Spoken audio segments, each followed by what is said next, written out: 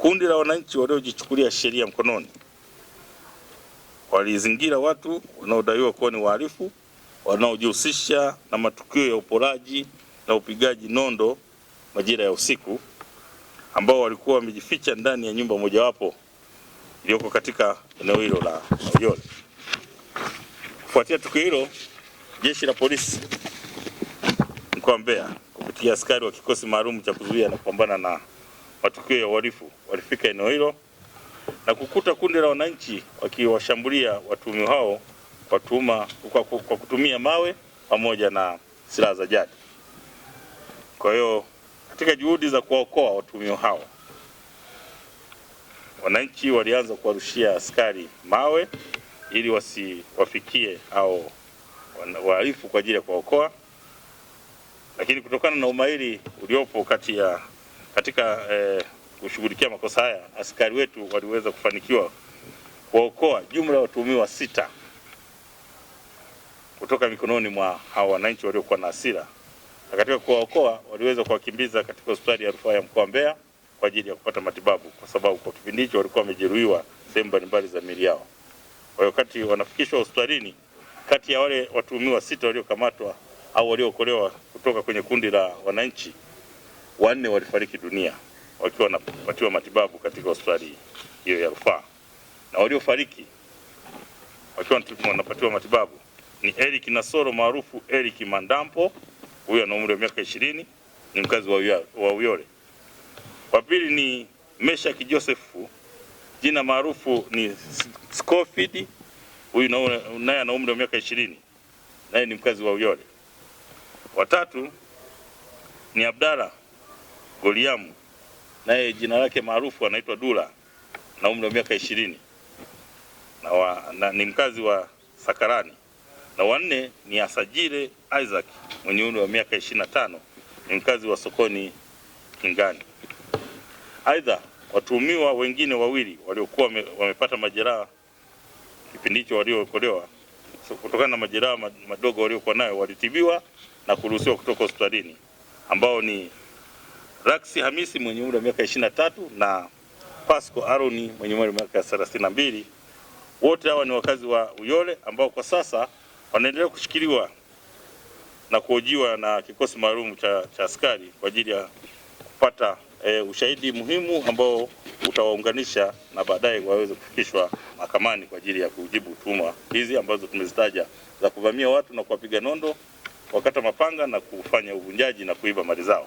Kwa kipindi hiki tulikuwa na tukio baya sana ambalo lilikuwa limetokea ndani ya mji wetu wa Mbeya la vijana ambao walikuwa wameanza kupiga nyundo, badala ya nondo walianza kutumia nyundo. Kwa hiyo anakushusha na nyundo akipiga nayo kichwani, manake unakuwa umeathirika ndani ya fuvu la kichwa. Mimi niseme nashukuru sana Jeshi la Polisi, pia nawashukuru sana wananchi wanaoendelea kutoa ushirikiano ndani ya jiji letu la Mbeya na kata yetu ya Ilemi kwa ujumla. Nawashukuruni sana sana sana, sababu hili tukio limetokea ni vijana wetu wenyewe ambao tumewazaa wenyewe, wengine ni wajukuu, wengine ni watoto wetu wenyewe. Lakini nasi sana kwa wazazi mnaoendelea kukumbatia watoto na kuwasaidia pale matukio yanapotokea mabaya. Mtoto wako nakuta kamuibia fulani, kamuibia jirani, wewe unamsaidia. Sasa haya matukio, vijana wawili ambao wanatokea ndani ya kata yetu ya Ilemi mtaa wa Mapelele ambao walikuwa kati ya hawa vijana waliodhuru watu. Kwa hiyo niwaombe wazazi, narudia tena, niwaombe wazazi tuwalee katika maadili watoto wetu. Ninaomba kabisa kabisa sheria ichukuliwe mkondo wake, ile sheria kali kabisa, kwa sababu wametoa roho za watu.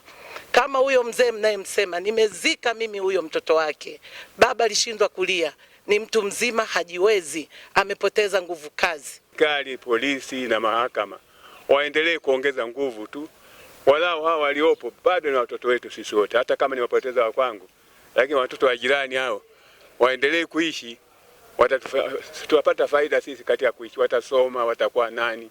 Kwa sasa hivi mimi nimepoteza, lakini dunia sio mwisho. Hawa watoto waliobakia duniani watunzwe na serikali, wafanyiwe. Watatunzwaje kama vyombo ambavyo vinahusika kufanya kazi hii havifanye barabara? Naomba isimamie kiuzuri. Sina mengi kwa sababu nimetendewa makubwa sana. Mimi na watoto wachache sana, lakini karibu wote wamekwisha sasa. Nimebakia mwenyewe. Nasema nitaendelea kuwepo, sijinyongi, lakini naomba tu hawa wote waliopo duniani wabakie salama, wote ambao wapo watoto wetu. Nilivamiwa, nilikuwa nimelala nyumbani, jamaa wakaiba baadhi ya vitu na kunijeruhi.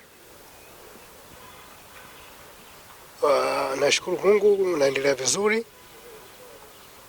Jeshi la polisi na yenyewe limefanya kazi yake vizuri. Leo nimeitwa kuja kuangalia baadhi ya mali zilizopatikana.